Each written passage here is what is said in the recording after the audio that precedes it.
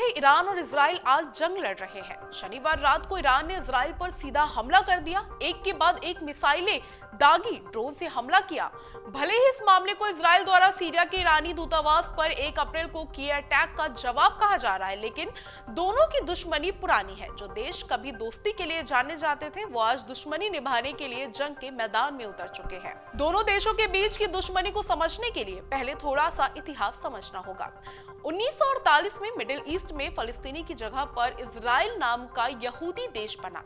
मुस्लिम देशों ने इसका विरोध शुरू किया। मिडिल ईस्ट के अधिकतर मुस्लिम देशों ने इजराइल को मान्यता देने से मना कर दिया। यह वह दौर था जब तुर्की के बाद ईरान ऐसा दूसरा मुस्लिम राष्ट्र था जिसने इजराइल को एक देश के तौर पर स्वीकार किया। दोनों दोस्त थे, लेकिन शुरुआती दौर में दोनों इसे जाहिर नहीं किया, लेकिन अंदरूनी तौर पर एक दूसरे की मदद करते रहे। दोनों के बीच दुश्मनी की नींव 1979 में हुई। ईरान की इस्लामिक क्रांति के बाद पड़ी। इस क्रांति के बाद ईरान को इस्लामिक गणराज्य घोषित किया गया। इसे दुनिया की ऐतिहासिक क्रांति कहा गया, जिसके बाद पहलवी वंश का अंत हुआ। अयातुल्ला रुहुल्लाह खुमैनी को ईरान के सर्वोच्च नेता की गद्दी सौंपी गई। ईरान में इस्लामिक सरकार बनने के बाद शरिया कानून लागू हो गया। यह वो समय था जब ईरान में करीब 1 लाख यहूदी थे। इसके बावजूद खुमैनी ने देश को इस्लामिक घोषित कर दिया। खुमैनी के दौर से ही ईरान का रुख धीरे धीरे इजराइल विरोधी होने लगा। दोनों देशों के बीच तनाव की खबरें आने लगी। हालात इतने बिगड़ने लगे कि दोनों देशों ने एक दूसरे के यहाँ जाने पर भी प्रतिबंध लगा दिया। दूतावास बंद कराए गए। दोनों देशों के बीच तनाव इस कदर बढ़ने लगा कि इसका असर मिडिल ईस्ट के दूसरे देशों पर होने लगा। एक दूसरे को कमजोर करने की कोशिश करने लगे, लेकिन दुश्मनी यहाँ नहीं रुकी। 2006 में लेबनान युद्ध में ईरान ने उसके साथ खड़ा रहा। यह जंग इजराइल के विरोध में थी।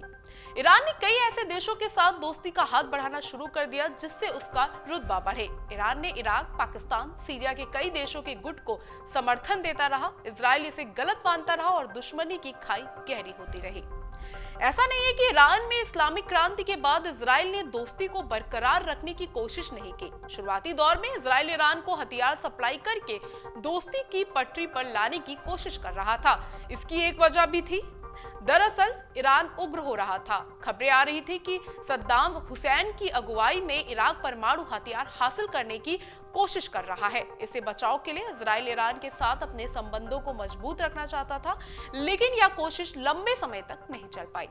इराक में जंग के बाद ईरान ने अपना फोकस परमाणु हथियार हासिल करने पर शुरू कर दिया। 2012 में इसका खुलासा हुआ। अमेरिका ने इसका विरोध किया। इजराइल को अब ईरान से भी साफ खतरा महसूस होने लगा था। इजराइल नहीं चाहता था कि मिडिल ईस्ट के देशों में परमाणु हथियार का इस्तेमाल किया जाए, लेकिन हालात संभल नहीं रहे थे। नतीजा, दोनों के संबंध बिगड़ते गए और कट्टर दुश्मन बन गए। बता दें, बीते 1 अप्रैल को दमिश्क में इजराइल ने ईरानी दूतावास परिसर पर हवाई हमला किया था। इसके बाद से ईरान ने इजराइल से बदला लेने की कसम खाई है। इस इजराइल हमले में एक शीर्ष ईरानी जनरल और 6 अन्य ईरानी सैन्य अधिकारियों की मौत हो गई थी।